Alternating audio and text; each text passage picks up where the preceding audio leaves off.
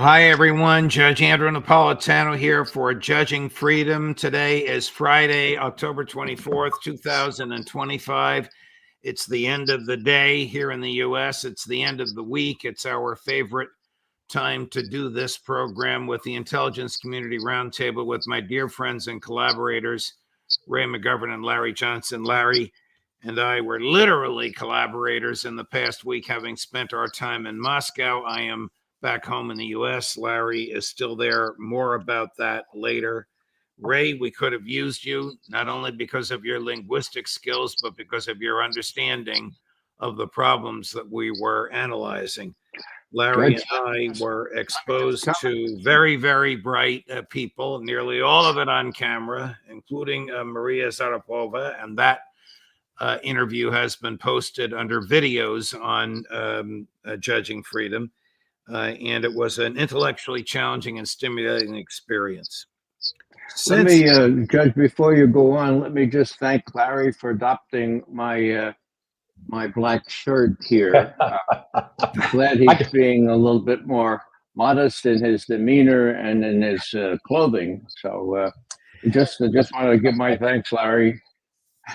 I got to tell you, some of the chatters are saying, is that someone pretending to be Larry Johnson, because we don't recognize him without one of those crazy Florida shirts on. Well, when in Moscow, you know, I'm dressed like Steven Seagal was on Saturday night. I was with Steven Seagal and General Abdi Aludinov. Well, you're not quite dressed like Seagal. When I saw him, he was wearing a cassock as if he was an Orthodox priest, which we know he is not. Ray, let me start with you. Do Trump and Rubio confuse the meanings of ceasefire and peace? No, I think that Rubio for this week is ruling the roost, not only on things like Ukraine, but on Israel itself, talking about the UN Agency for Relief being part of Hamas. My God. Rubio is the guy that Trump, for whatever reason, had to choose to be Secretary of State. They're both going off half-cocked on this. It's really sort of unbelievable the depth to which both have gone. When you talk about, for example, and I hope we do get into Venezuela, you have the president saying, "Oh yeah, we're going to kill them. Like kill, like they're going to be dead. You understand? They're going to be dead, and we're not going to pursue any notification, much less approval from Congress." Now, I wish that was so apparent that it was unprecedented. But 12 years ago, when Senator Jeff Sessions of the Senate Judiciary Committee was asking Panetta, the defense secretary, and he said, "Look, before you do the next attack, are you going to come to Congress, ask for permission?" He said, "No. The president's going to do what he has to do to protect America. That's what's going to happen." So this is a bipartisan thing. The White House is going half-cocked, mostly, I would say, because Congress is too cowardly to assert their prerogative under Article 1 of our Constitution, which preserves the right to declare war to Congress, not to the executive. Larry, does Marco Rubio want the Ukraine war to end? Is he working toward peace? Or is the neocon in him just want the war to go on and on and on for the same reason that Victoria Nuland and Hillary Clinton did? Well, I think a lot of it is actually some, I'll call it political theater. So, Friday night when we were at the RT Gala Ball a week ago Friday, I had a chance to speak with someone I've known. He is from Europe, but he was telling me about a friend of his who actually works in the Trump White House, was on the Trump campaign, is close with Susie Wiles. And he says, "Hey, heads up." He says, Trump and Putin are actually talking a lot more than people understand. He said, like on Putin's birthday, Trump called him, and there was a 40-minute conversation. I went and checked out both the White House and the Kremlin website. Not a word about that. But apparently they are talking, which is one of the reasons you don't see a lot of consternation on the part of Vladimir Putin with respect to, what are a lot of symbolic gestures. I mean, like latest these oil sanctions, they're silly because they say, oh, we're going to sanction Lukoil and Rosneft. That if anybody tries to buy through a U.S. financial institution that oil, they're going to get sanctioned. Well, guess what? They're not selling through U.S. sanctioned banks. Yeah. The India's paying with Chinese yuan. So, and these stories out that China and India aren't buying, oh boy, they're afraid of the sanctions. Nonsense. It's garbage. All right, So, let me switch gears a little bit. I was in Moscow for 5 days. You're there for 15 days. Who, from your perception of all the people you spoke to after I left, who canceled the Budapest meeting, the U.S. or Russia, and do we know why? Well, what was reported is that Lavrov spoke with Rubio. They had a productive conversation, and the decision was made between those two that there was no need for an immediate meeting between Trump and Putin. So again, this was presented in the West as, oh, this major disruption in the process. Russians are taking it in stride.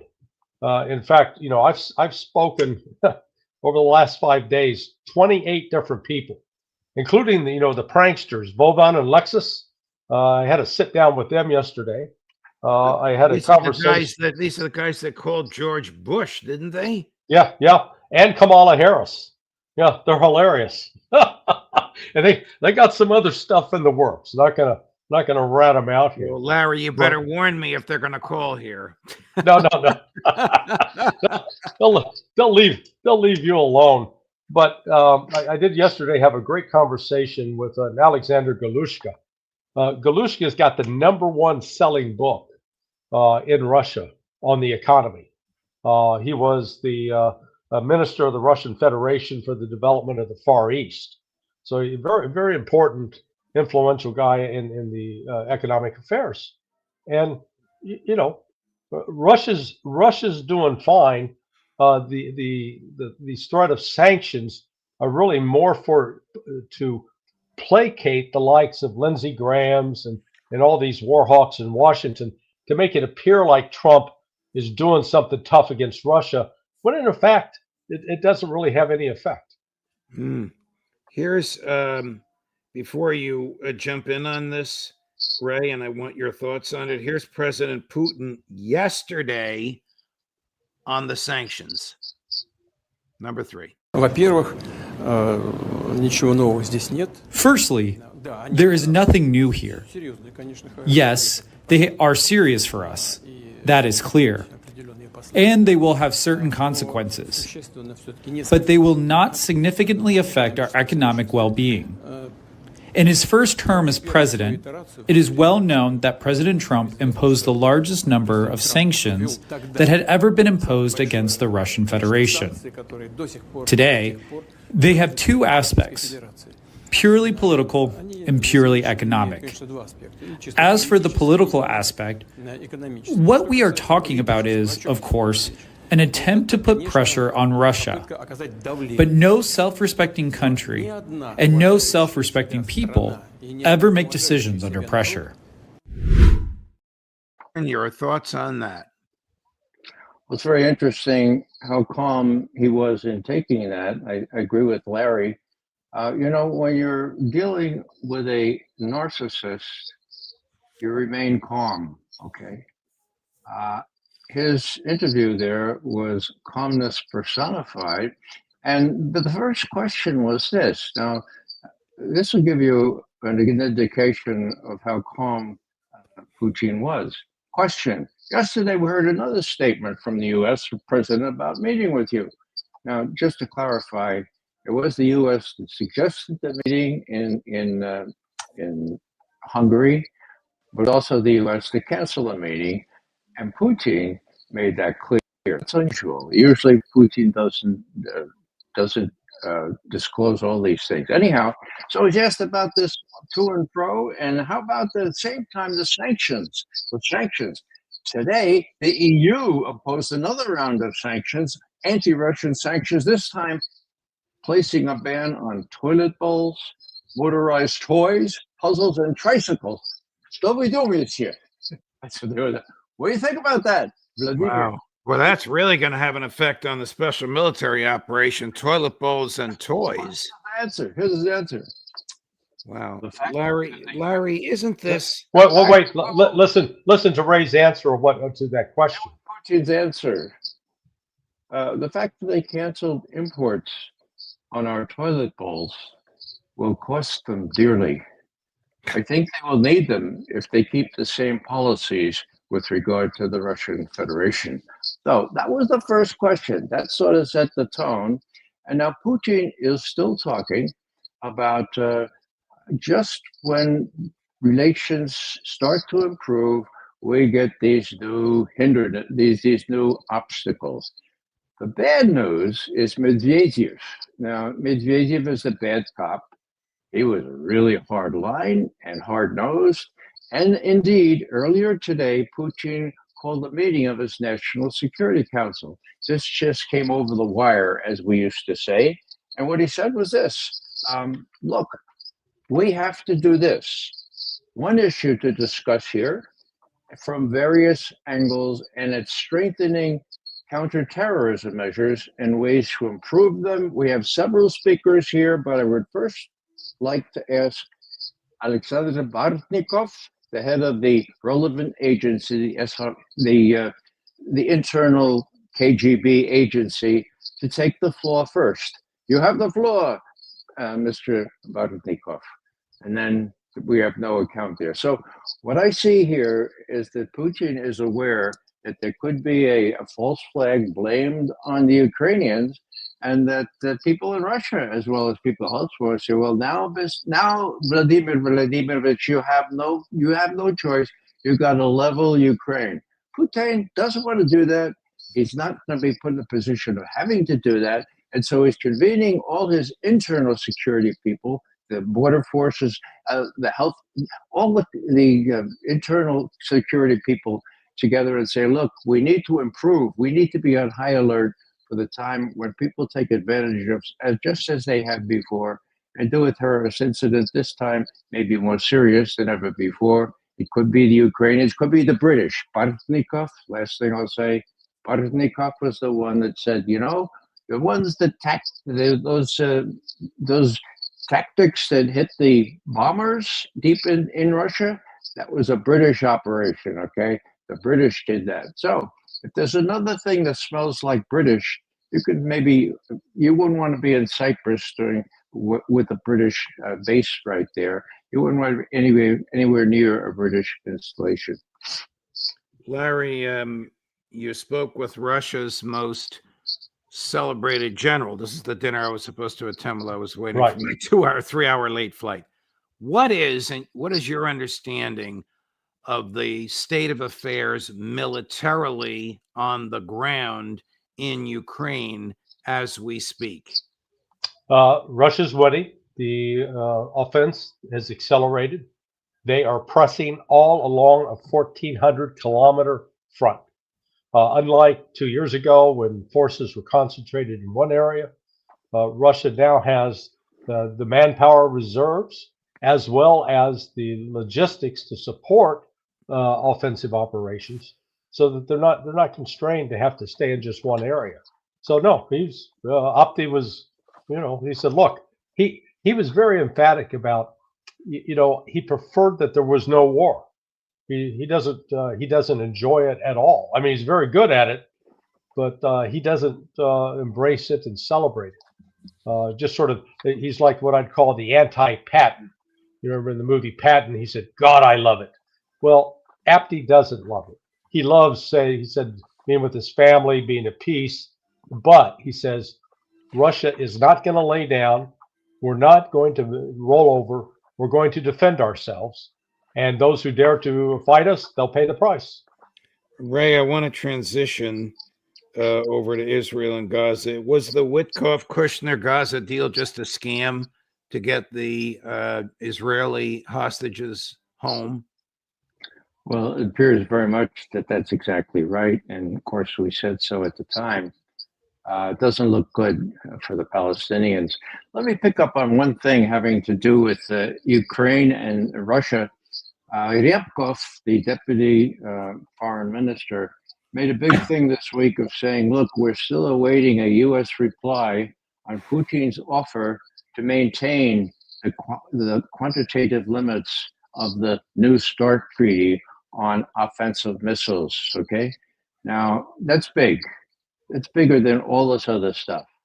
If Trump turns down that offer for a kind of a moratorium or at least a sticking to the quantitative limits, then that means something because the Russians are afraid of the state of mind of Trump, and they will be on high alert if they don't get some satisfaction on his appreciation of what the strategic realities are. With respect to the Middle East, I think it's the way we called it in the beginning. It's really a scandal that anyone in the world would trust Netanyahu or Trump. How long before Israel invades again, Larry? Well, they're already conducting operations in the West Bank, even though you've got J.D. Vance saying no, and they're not fully withdrawn, and they keep playing this game, saying, "Oh, Hamas is holding back the bodies just to drag this out," without recognizing that the bodies that they're looking for are buried under tons of rubble that the Israelis caused. The Israelis killed their own hostages. That's what happened. That they were not killed by Hamas. Here's Trump talking about the West Bank. It's an odd tape because he claims he doesn't hear and doesn't understand the question. In fairness to him, the questioner is from Paris and she has a very strong French accent. And at one point he asks the attorney general to answer the question. She doesn't even know what the question is about, but eventually he says that Israel's not going to touch the West Bank. We'll get there in a second. Does it really matter what he says? I mean, Ben-Gvir is distributing AK-47s and M16s to the settlers. They've already stolen half of the land. Does it matter what Trump says, Ray McGovern? No. About the West Bank? It doesn't matter at all. Netanyahu and Ben-Gvir are going to do what they want. They already control the West Bank. They have a Palestinian Authority, which really is also under Israel's control. So whether they formally annex the West Bank, well, they probably won't do it this month, but next month perhaps, when Trump and J.D. Vance go away and forget what they said about not allowing him to do that. Look, Netanyahu runs this thing. Trump does what he's told. It's a sorry state of affairs. Larry and Ray, here's this Q&A with the French reporter. Even when Trump eventually understands the question, his answer can only be described as flippant and arrogant, but no surprise. Chris got number 5. Could you say that louder, please? Yes, yesterday there was a vote at the Knesset in Israel on annexing the West Bank. Do you see it as a challenge to your peace efforts? Will you answer that, please? Because I cannot understand the words you're saying. Where are you from? Where are you from? You're from France, beautiful accent, but we can't understand what you're saying. The West Bank is, don't worry about the West Bank. Israel's not going to do anything with the West Bank, okay? Don't worry about it. Is that your question? They're not going to do anything with the West Bank. Don't worry about it. Israel's doing very well. They're not going to do anything with it. Yeah. He doesn't know what he's talking about if he says they're not going to do anything. They're arming settlers to slaughter people so they can steal people's homes and land. 7 years ago, Judge, Matt Ho and I and 5 other Veterans for Peace visited the West Bank. And on one occasion, in a little village, we went down to the spring that the settlers had taken control of, the only spring they had in this little village, and we just stood around the spring. The settlers came, armed. One came driving up with the car, and if he hadn't got stuck in the mud, Matt Ho was right in front of him. Matt would have get run over. First thing they did when they came en masse, get out of their cars and hit the women as hard as they could. One of our young guys, a Marine special ops guy, tried to save the women, and he was attacked by this guy. And I said, Mike, why didn't you just level that guy? He says, Ray, I don't know what they say in the Army, but first you see if they're armed, right? And he was armed with a pistol. As we got back up the hill to the little village, there was rifle fire. I said to Matt, oh my God, that sounds like a rifle. He said, yeah, get your head down, stupid. Get your head down. So that's the way the settlers treat the locals and local visitors. And there were some official troops around from national troops, Israeli troops, but they just let the settlers do what they want, to include rifle fire as we climbed up this hill to get back safely into the village. We made it without casualties, but it was close. That's what the settlers talk about. And that's what the settlers do to people who have lived there for centuries. So J.D. Vance can call the Knesset vote stupid all he wants, and Donald Trump can snarkily say to a French reporter, don't worry about it, and the U.S. will turn its backs on the theft of land and the killing of indigenous Arab peoples. Larry, here, I want to jump to Venezuela before we finish. Here's Trump. I'm not sure if it's today or yesterday, but it's very, very recent, saying, but we don't care about Congress. We're just going to kill these people. Chris, cut number 9. And Mr. President, if you are declaring war against these cartels and Congress is likely to approve of that process, why not just ask for a declaration of war? Well, I don't think we're going to necessarily ask for a declaration of war. I think we're just going to kill people that are bringing drugs into our country. Okay? We're going to kill them. You know, they're going to be like dead. Okay. Yeah. Yeah, I mean, it's a disgraceful level of ignorance, a violation of the Constitution. Look, you can't, as a law enforcement officer, just look at someone and say, I think they got drugs on them, and shoot them. And that's what's being done. They haven't proven that these people are carrying drugs, and in most cases, they're fishermen.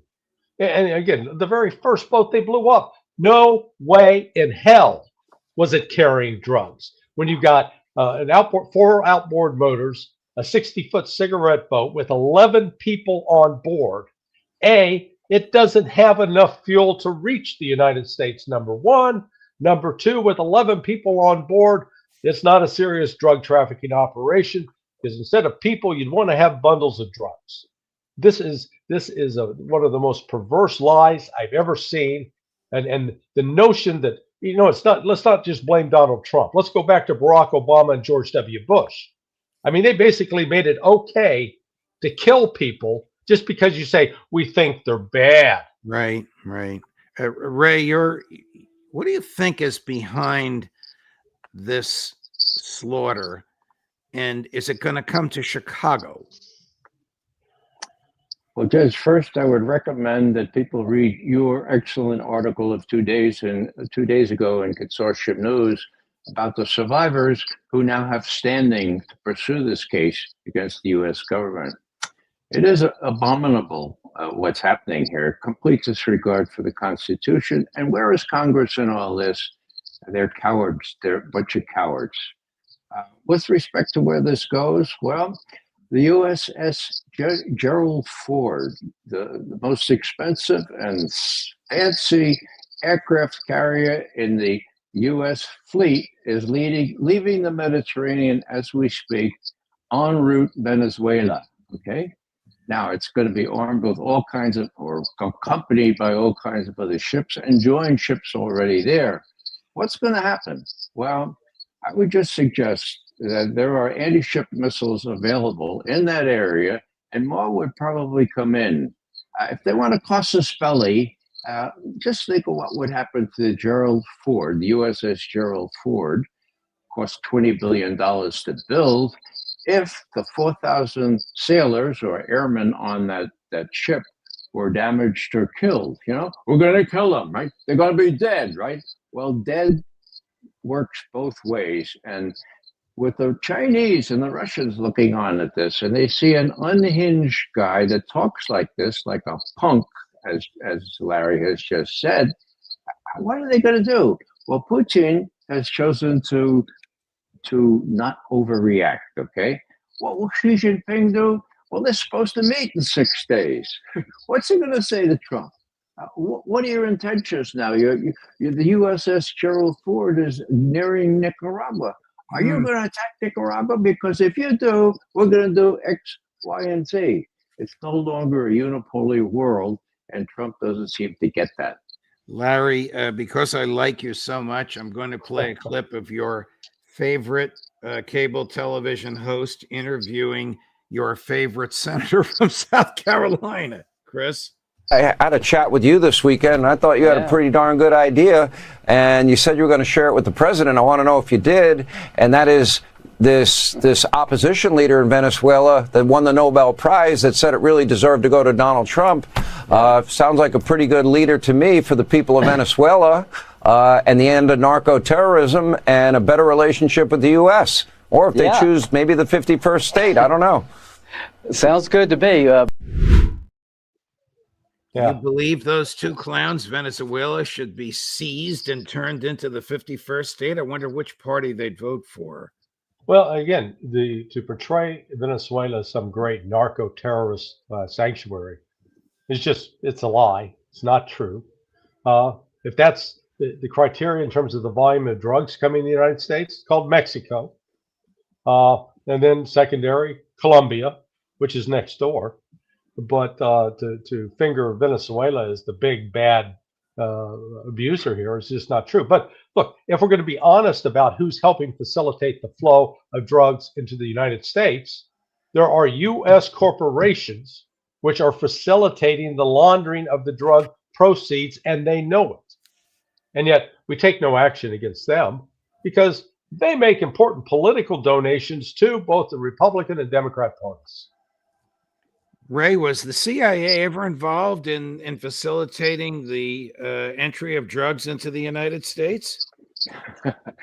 We have a former CIA director, John Deutsch, admitting to that with respect to what happened in Los Angeles and elsewhere in California.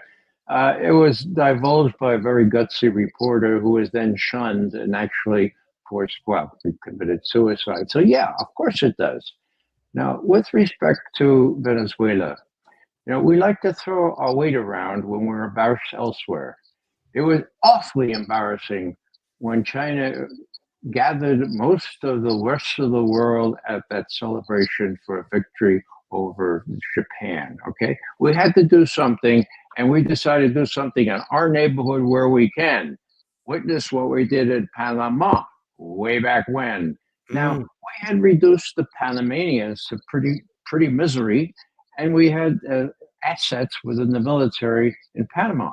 So what do we think about Venezuela now? They are miserable people, a lot of them, because of the sanctions and because Maduro's management hasn't been so good. So there's a fertile field there to see if they can use these insurrectionists, or Maria Corina Machado, to overturn the government. I don't think they can. And I don't think if they do offshore missile firing and all that kind of, that's going to wing it, okay? And I do think, and mark my words, I do think that Russia and China are not going to stand for this. This is just too blatant, okay? This is against international law. It's against our Constitution. And I think they're going to take some sort of retaliatory measures, mark my words. Larry, I was not joking when I asked earlier if Trump's killing is going to come to Chicago. Listen to my former Fox News colleague, who now regrettably is the Secretary of Defense. He calls himself the Secretary of War. And you tell me if we're not marching, not in baby steps, but in long leaps toward a police state. Chris, cut number 6. Sir, a memo circulating on social media details the establishment of a National Guard response force that's going to be trained in crowd control and civil unrest and deployed in all 50 states by April of 2026. Can you verify the authenticity of that memo, and do you have any more information on the operations? I'm not going to answer particulars on something that may be in the planning process, but we definitely do have multiple layers of National Guard response forces, whether it's in each state, whether it's regionally, whether it's Title 10 active duty, whether it's Washington, D.C. We've got a lot of different ways that constitutionally and legally we can employ Title 10 and Title 32 forces, and we will do so when necessary. And we will do so when we think it necessary. Larry, I'll give you the last word on this. Yeah, it's unfortunate that they're trying to use the military for law enforcement operations. It's dangerous. It sets a precedent, but in this case, to have Pete Hegseth, who's, with his gross inexperience on this, and really not enough gravitas to push back on the president and explain the different downsides to pursuing this kind of policy and the kind of precedents it sets. Because, they may find it convenient to do it now, but then who knows who's the next president, and Trump and them will have created a precedent for doing something that may end up coming back to be targeted against Trump supporters. Correct. So they're playing with fire. Guys, thank you very much. The time went by like that. Larry, you have a long way to come home. Travel safely and well. I know you're going to be on with us Monday morning, but I don't know where you will be when you're going to be on with us. Yeah, I'll coordinate with Chris. All right. Thank you, gentlemen. Thank you, Ray. Thank you, Larry. Have a great weekend, guys. All the best. Travel safely, Larry. Thanks. Bye-bye. Thank you. That's it for today and for this weekend. Of course, on Monday, we'll have all of your usuals: Alistair Crook, Ray McGovern, Larry Johnson, Professor Jeffrey Sachs, Judge Napolitano for Judging Freedom.